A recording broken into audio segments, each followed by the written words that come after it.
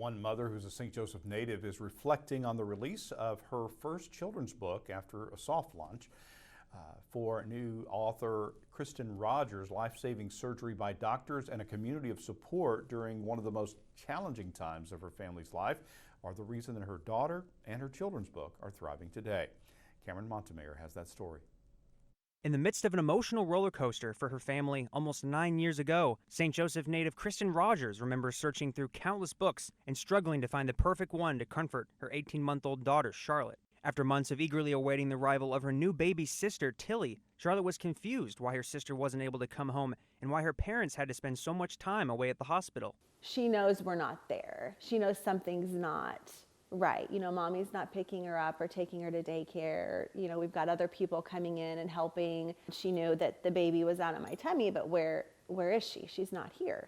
Wanting to comfort Charlotte through stressful times while her sister was in the hospital would be an inspiration for her to write her own story about the experience years later. Tilly's battle in the hospital and long-awaited return home would give life to Rogers' first children's book. We felt so lucky to have her home because we didn't know if she would come home.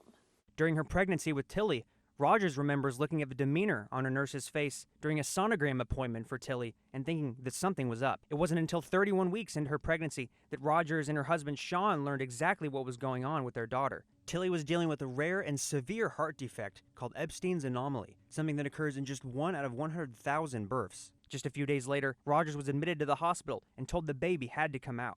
They had told us, this is not the best scenario. This child, she may not survive. She has about a 50% chance of making it if you deliver to term.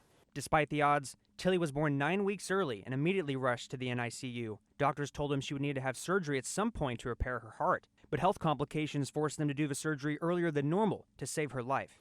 At the point in time when you're waiting in the waiting room and you're holding her little onesie and just like your mind just can't even grasp that this is your reality right now.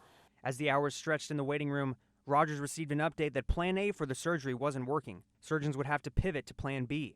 With friends and family by her side, Rogers turned to her faith and belief in the doctors that Tilly would make it through. So they said, okay, well, we're in. This is really all we can do is to try and fix it. And she was so small that afterward the doctor was like, she needed to be bigger ideally for this to work. Like it probably should not have worked because of how small she was. Like she should have grown to have been at a point in her life to maybe be a little more sustainable to repair the tricuspid valve. But it worked. After Tilly's long-awaited return home from Children's Mercy, much to Charlotte's excitement, it wasn't long before Rogers knew she wanted to tell her story and author a children's book for her daughters and other families going through the same situation. Throughout the 4-month experience with Tilly in the hospital, the word grow was said as much as any other word.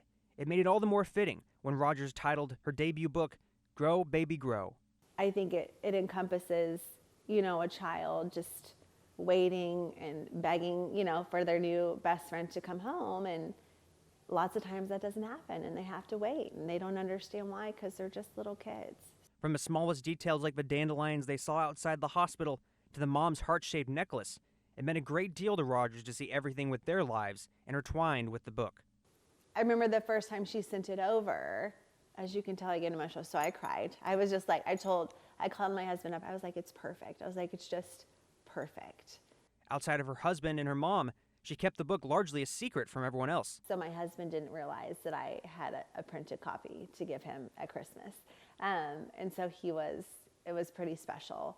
While she doesn't have any immediate plans for another book, she isn't closing the door completely on writing something again one day when the time feels right. She's amazed at what doctors were able to accomplish. After everything the hospital did for them, Rogers' new book gave her the opportunity to give back. For every purchase made of Grow Baby Grow, proceeds go to Children's Mercy and other organizations supporting newborns with congenital heart defects.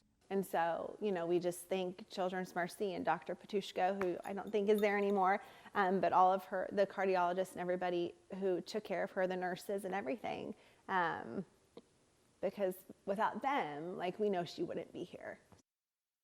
Rogers tells Tilly, now 8 years old and thriving, to be proud of the scar that sits over her heart.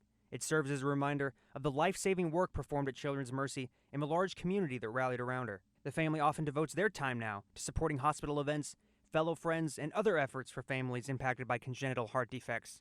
Cameron Montemare, News Press Now.